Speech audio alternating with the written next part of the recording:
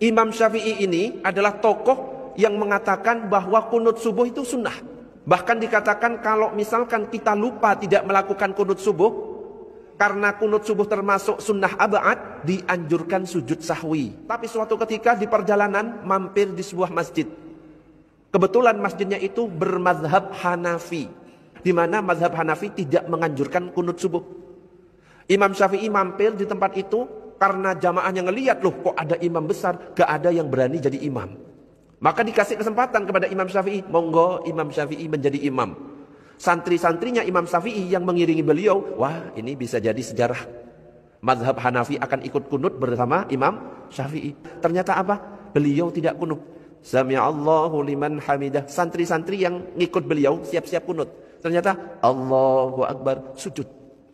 Ketika selesai sholat di dalam perjalanan pulang, santri-santrinya nanya, wahai imam, bukankah engkau mengatakan bahwa kunut subuh sunnah? Kenapa engkau tadi kok tidak kunut? Saya menghormati Imam Hanafi dan masjid ini bermazhab Hanafi, di mana tidak menganjurkan kunut subuh, maka saya juga tidak kunut subuh.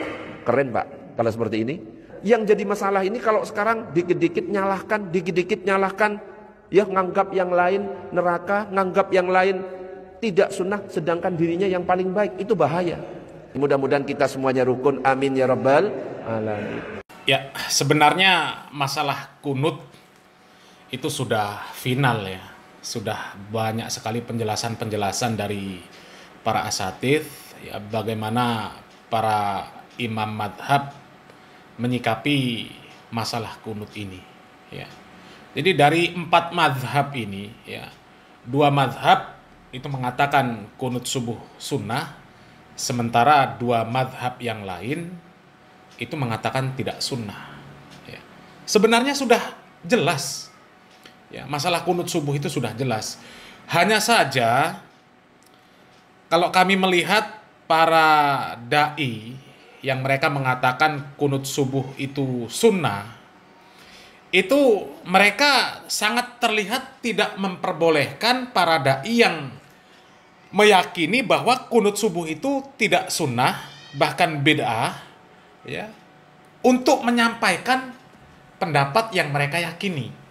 Itu, ya. Kalau mereka boleh menyampaikan kepada jamaahnya ketika pengajian bahwa kunut subuh itu sunnah. Sementara kalau para ustadz yang tidak berpendapat kunut subuh itu sunnah, nggak boleh menyampaikan pendapatnya. Kalau menyampaikan pendapatnya bahwa kunut subuh itu tidak sunnah, langsung dibilang, oh itu menerakan-nerakakan, menyesat-nyesatkan. Kalau sudah ada perbedaan pendapat, ya sudah perbedaan pendapat saja. Jadi masing-masing berhak untuk menyampaikan mana pendapat yang mereka yakini. Kalau mereka meyakini itu nggak sunnah, ya sudah, urusan mereka. Ya kan seperti itu. Ya. Biasanya yang dituduh menyesat-nyesatkan, membid'ah-bid'ahkan, itu ya para asatidz, ya, dari yang mereka juluki Wahabi lah, ya. Tapi coba kita lihat bagaimana para asatidz Salafi menjelaskan tentang masalah khilafiyah bab kunut ini kaum muslimin. Lihat di negeri kita ada yang kunut, ada yang tidak kunut. Yang berkunut mereka ikut mazhabnya Imam Syafi'i dan Imam Malik. Yang berkunut, yang tidak kunut ikut mazhabnya Imam Ahmad bin Hanbal dan Imam Abu Hanifah. Maka kita lihat orang yang berkunut mazhabnya Syafi'i, dan mereka punya dalil. Bagaimana kalau kita sholat bermakmum kepada orang yang kunut? Ikut kunut. Kalau imamnya nggak kunut, ya jangan kunut. Karena makmum ini ikut imam. Jangan mau jadi imam antum di belakang, imam itu di depan. Jadi kalau imamnya kunut, kunut. Imamnya nggak kunut, nggak usah kunut. Terus bagaimana kalau orang yang berpandangan dengan madhab Syafi'i kemudian dia lupa kunut? Dalam madhab Syafi'i disunnahkan sujud sahwi ketika dia lupa sama kunut. Tapi yang berpendapat kunut itu tidak sunnah, maka tidak perlu sujud sahwi. Apakah kunut subuh itu ada dalilnya? Kunut subuh itu ada dalilnya. Kunut subuh terus menurut ada dalilnya, hadisnya dhaif. Dhaif itu artinya apa? Lemah. Lemah itu boleh dipakai atau tidak? Nggak boleh dipakai. Ingat tuh, hadisnya ada dhaif. Kalau dhaif nggak boleh dipakai. Bahkan ada sahabat bertanya, seorang Anaknya dari sahabat bertanya, wahai ayahku, engkau pernah sholat di belakang di belakang Rasulullah SAW, Abu Bakar, Umar, Uthman, Ali, radhiyallahu ajma'in. Apakah mereka kunut subuh? Dijawab oleh bapaknya, ai bunayya muhdatsun, wahai anakku, kunut subuh itu muhdats. Apa makna muhdats? Bid'ah. Bahkan lebih tegas lagi di Sunan Nasai dijelaskan, ai bunayya bid'atun, wahai anakku, kunut subuh itu bid'ah. Kalau bid'ah nggak boleh kita ikut. Ya, jadi masalah kunut subuh ya sebenarnya sudah final ya. Artinya para ulama itu memang sudah sepakat bahwa mereka ini berbeda pendapat dalam masalah kunut ini. Sudah sepakat. Dan mereka sudah legowo. Ya, bagi yang menganggap bahwa kunut subuh itu sunnah, ya silahkan mereka dakwahkan itu sunnah. Kemudian ya yang mengatakan bahwa kunut subuh itu tidak sunnah, bahkan bid'ah, ya sudah silakan mereka menyampaikan pendapatnya. Karena memang sudah sepakat, ada perbedaan pendapat. Dan mereka nggak pernah menuduh bahwa yang mengatakan kunut subuh tidak sunnah, itu sebagai orang yang meneraka-nerakakan, menyesat-nyesatkan. Nggak pernah. Ya, kan sudah disebutkan oleh Laura Anwar tadi kan, di video yang pertama tadi. Ya, bahwa Imam Syafi'i ya, bersama Imam Ahmad, ini sudah berbeda pendapat masalah kunut. Ya, tapi ketika Imam Syafi'i sholat di masjidnya Imam Ahmad, beliau nggak kunut. Ya, beliau toleransi, saling toleransi. Saling toleransi. Ya. Imam Syafi'i tahu bahwa Imam Ahmad bin Hambal itu tidak mengamalkan kunut subuh. Tapi Imam Syafi'i rahimahullah tidak menyebut bahwa Imam Ahmad bin Hambal itu meneraka-nerakakan dirinya. Menyesat-nyesatkan dirinya. Enggak. Karena mereka sudah sepakat bahwa di sini ada perbedaan pendapat. Ya, begitu juga seharusnya kita sekarang ini. Ya. Kan sudah jelas ada perbedaan pendapat final. Ya sudah, orang yang meyakini itu sunnah, ya sudah, mereka berhak menyampaikan itu sunnah.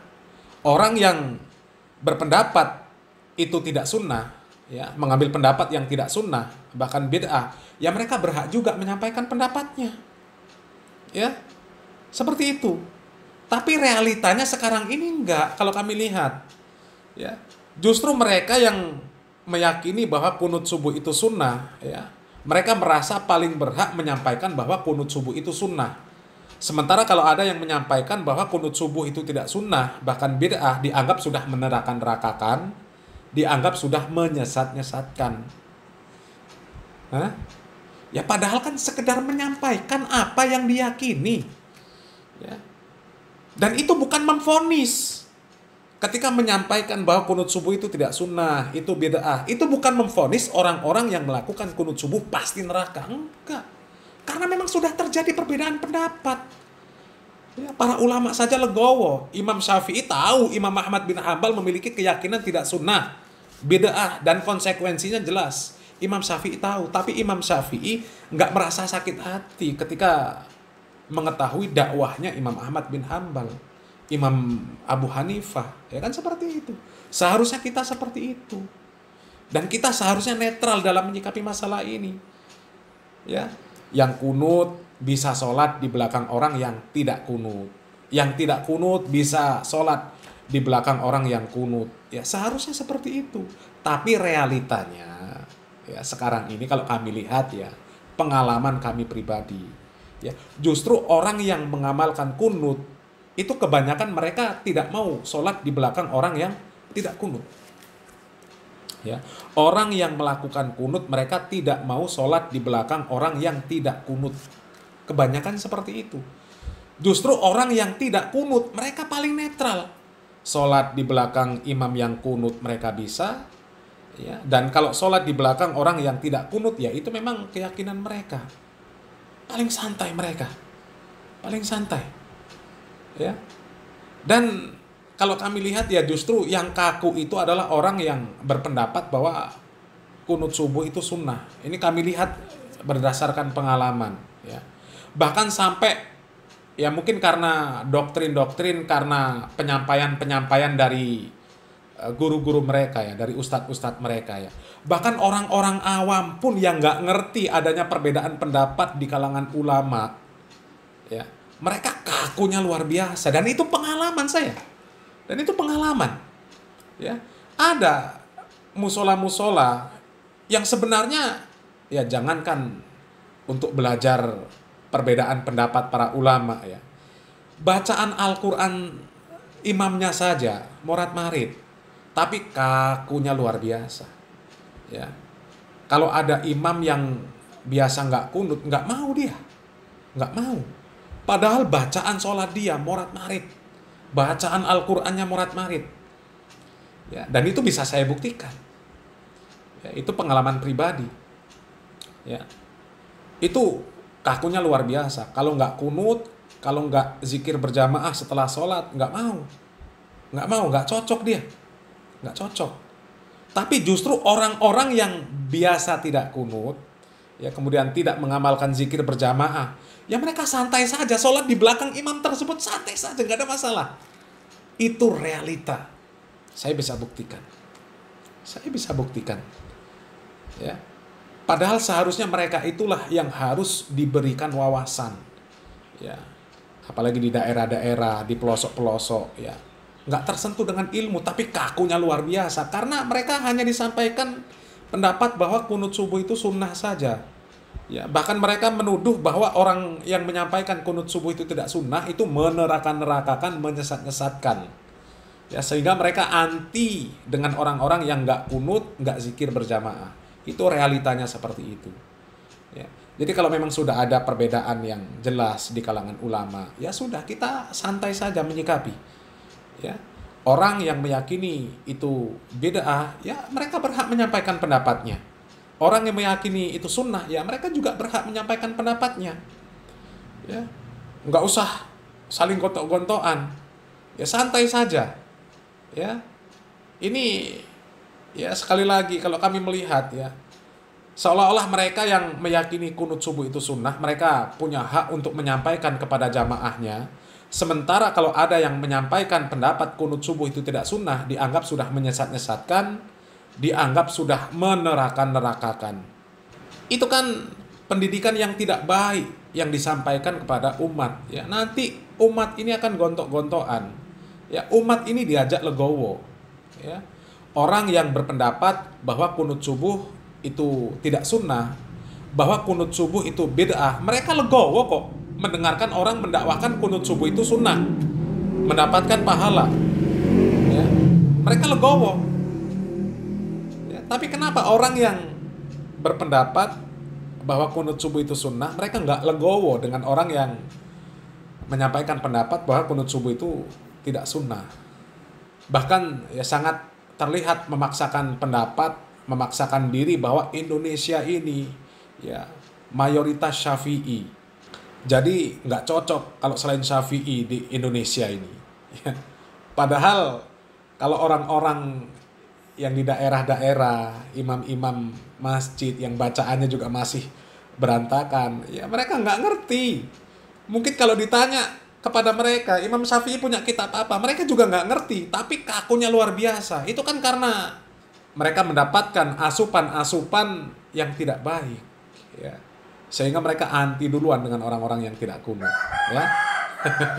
Jadi santai saja menyikapi perbedaan pendapat masalah kunut ini, ya. Jadi saling legowo, ya. Kalian berhak menyampaikan pendapat bahwa kunut subuh itu sunnah. Jadi yang lain juga berhak untuk menyampaikan bahwa itu tidak sunnah, ya. Seperti itu. Yang menyampaikan bahwa kunut subuh itu sunnah, jangan sakit hati dengan orang yang menyampaikan bahwa kunut subuh itu tidak sunnah. Begitu juga sebaliknya. Ya, mudah-mudahan bermanfaat.